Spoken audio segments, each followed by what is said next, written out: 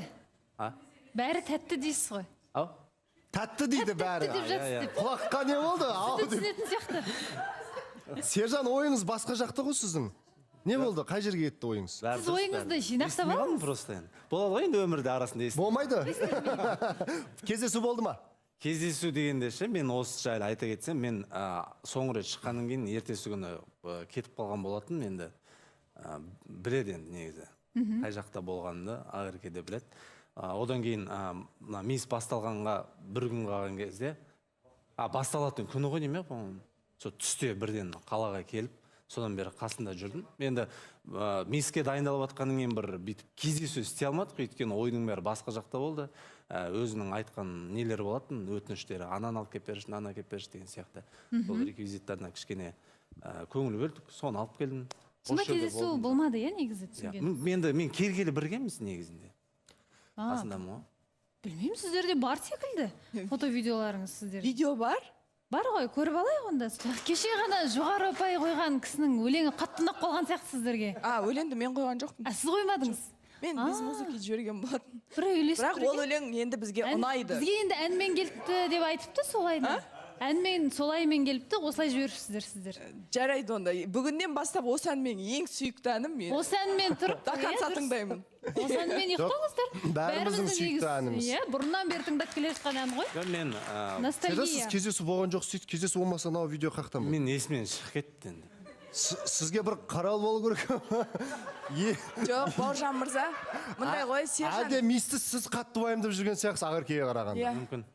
Бауыржан мырза, негізі Сержан бұл жанында болмаса да өте қатты уайымдап, сондай уайымшыл ғой өзі. Мен андай, тем более алыста болғаннан кейін бірдеңеге жыным шықса Сержанға айтамын да, сен болмай қалдың қасымда, сен болмай қалдың деп, бірақ енді соңғы басталатын күні болса да, барлық нәрсені оған дейінгі күнде біреулерден жіберткізіп, кейбір керек нәрселерді одан бөлек өзі де алып келіп, қолынан келгенше барлығын көмектесіп жасап жатыр ғой. Енді кішкене мен шаршатып алдым ба, не болды, неге көңіл күйіңіз жоқ? Жоқ, бәрі дұрыс. Сержан, былай ғой. Жоқ, бұл Сержан көңіл күйі жоқ халі. Былай тіке сөйлесейік, ештеңе жасырмаңыз. Сіз кірген кезде бәрі керемет кірдіңіз, кәдімгі көктем болды.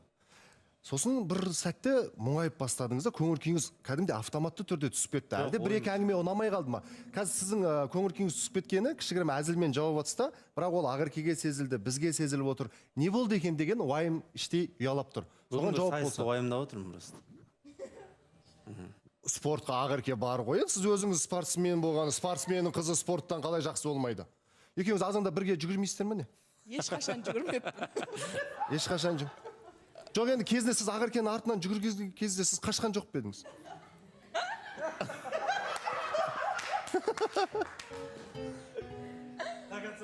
Соңына дейін ба не? Сонда сіз деп кешімсең. Ешкім себепкер емес, көңіл күйімнің түсіп кетуіне, болмаса біреудің сөзі деген сияқты. Просто өзім кішкене уайымдап отырмын расымен. Мен өйткені мейіс басталмай тұрып, 2 күннен бастап вообще андай мүлдем андай бір конфликтке кіруге, болмаса ұнамай қалған нәрсені бүйтіп талқылауға кіріспедім, өйткені фокусын өзгерткім келмеді да.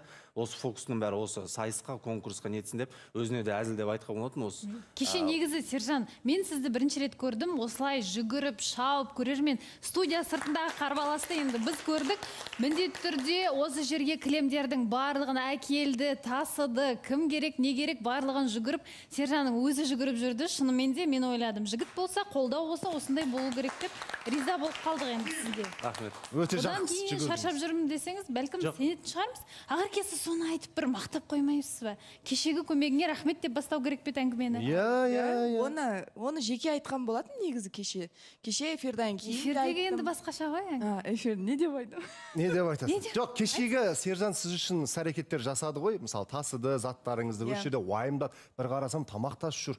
Кәдімде бір қарасам жаңа кілем көтеріп жүр. Сол іс-әрекеті сіз үшін бір көңіліңізге жағымды болды ма? Сізді қуанта алды ма сол бір іс-әрекеттер? Негізі бұл сіздердің айтып отырғандарыңыз өте дұрыс нәрсе. Бір мен ойлаймын, кейде Сержанға бір андай көңіл бөлмей, бір әдемі жылы сөздер менің тарапымнан жетіспей қалатын сияқты. Осы жерде жетістірек соны. Жаңа жерде де неге амандасқанда суға амандасып жатсың деп сол айтып жатыр да. Бірақ мына жерде енді микрофон тұрғаннан кейін бір ретте момент болған, мен бүйтіп амандасам деп микрофон мына жеріме қатты батып кеткен ғой. Сол үшін солай амандаспаған ғой.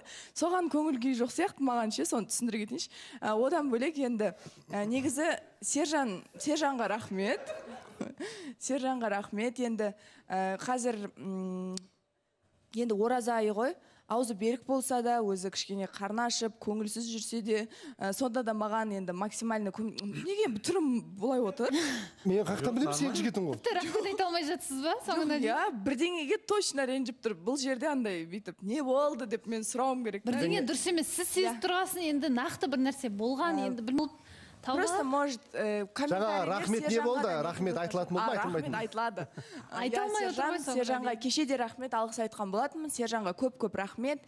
Енді қамқорлығын көрсетіп, маған қолдап, мен ұрыс шығарып, кішкене энергиямды соған жаратайыншы десем де ұрыспайды ғой, қош настроениең бөлінбесінші ондай нәрсеге деп.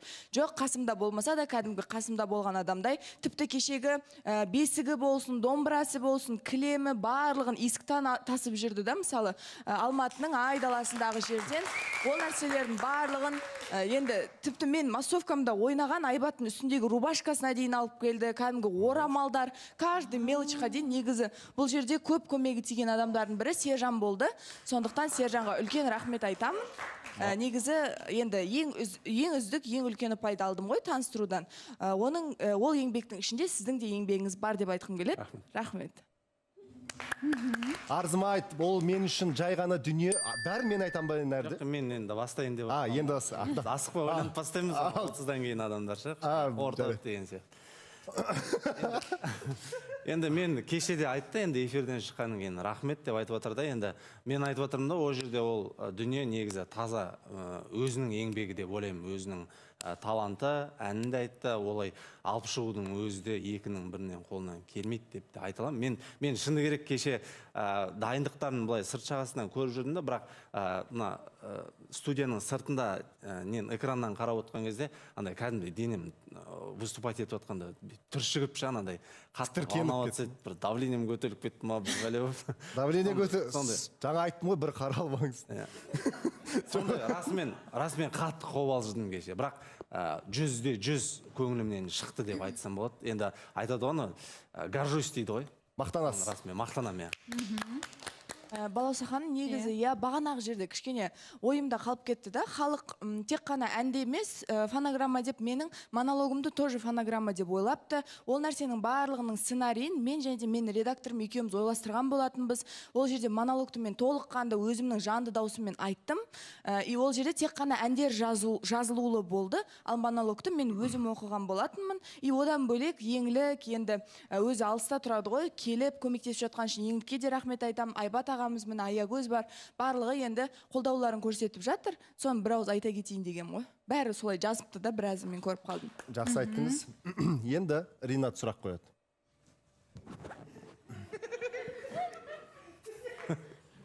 Мен сұрақ қойын. Бірақ Ақеркенің суретін артыңызға бір кілемілік қоятын еді ғой баяғыда. Тура сөйтіп жарқыратып іліп қойған Ринатқа бір қошемет ұрып қойып, мұны жақсы. Нағыз қолдаушы. Сіз ілдіңіз ба, сіз кім жалпы? Микрофонда сөйлейді бізде. Иә. Сұрағыңыз қандай болды? Сұрақ мана мысалы Ақерке шыққан айтып отыр ғой жаңағы. Әлшер, Бекзаттар айтып отыр ғой. Негізі кеше таныстырудан бастап кетейік Бауыржан мырза.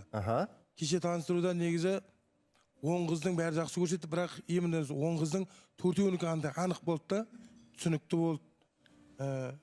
Ақерке, Айгүл, Айнұр, сосын Аягөз, 4-еуінікі.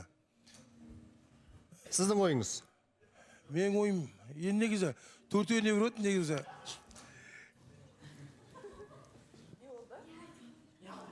Негізі мен андай 4-еуін кеше шығарды ғой, соған 4-еу қалды ғой.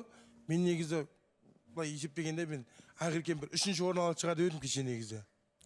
Жақсы қолдаушы екенсіз, шын мәнінде. Сіз негізі бірінші орынды басқа біреуге бергіңіз келген болып тұр ғой сонда. Енді кімге бергісі келді екен Ринат, барлығын жарнамаға барып келейік, сосын білетін боламыз.